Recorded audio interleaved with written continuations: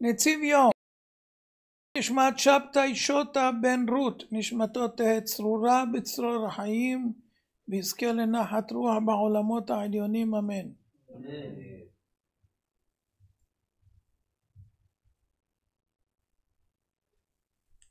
זהירות מחמץ. כדי לנצל מאיסור חמץ בפסח, לקיים את כל מצוות החג כהלכתן, צריך לבקש ולהתחנן לשם יתברך קודם הפסח, שיעזור לו לקיים את החג כתיקונו.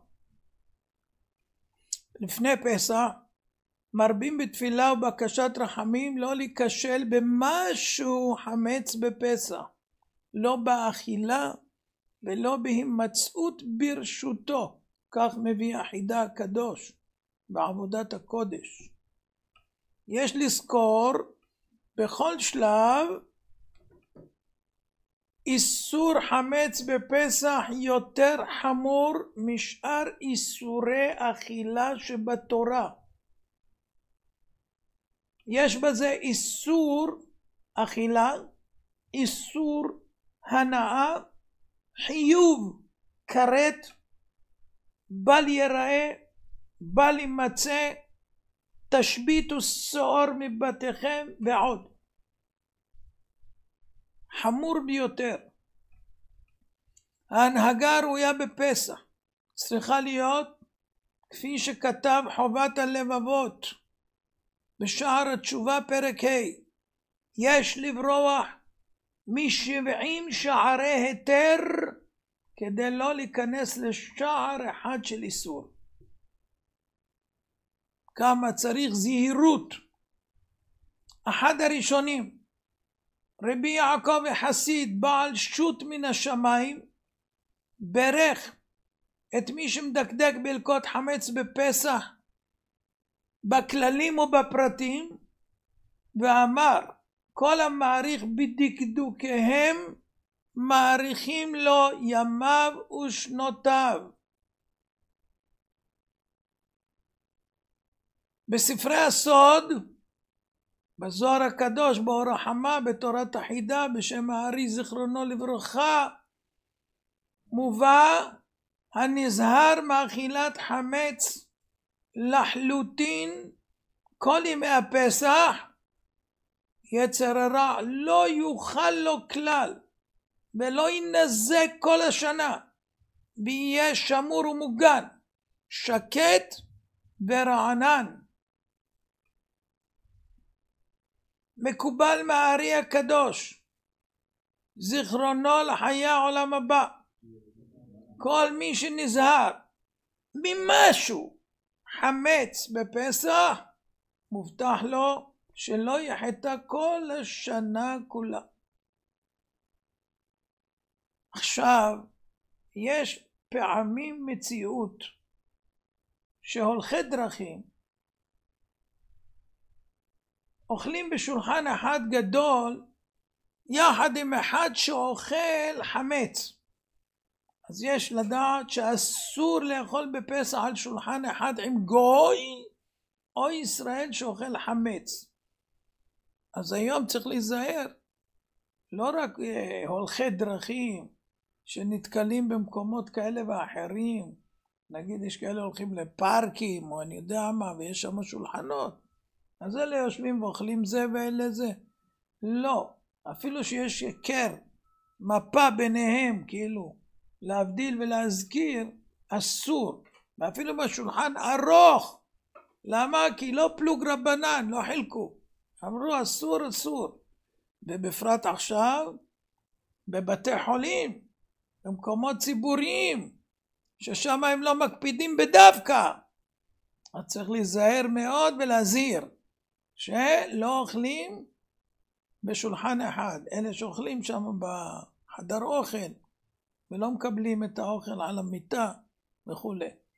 גם המגשים, צריך לדעת, אם מביאים להם מגשים, שהמגשים האלה פלסטיק והיה עליהם זה ונשפך עליהם מה, חמץ והכל, ומגישים להם את המצה על זה, או אני לא יודע איך מגישים שם, אבל צריך לזה. בקיצור, צריך ליתן את הדעת על זה.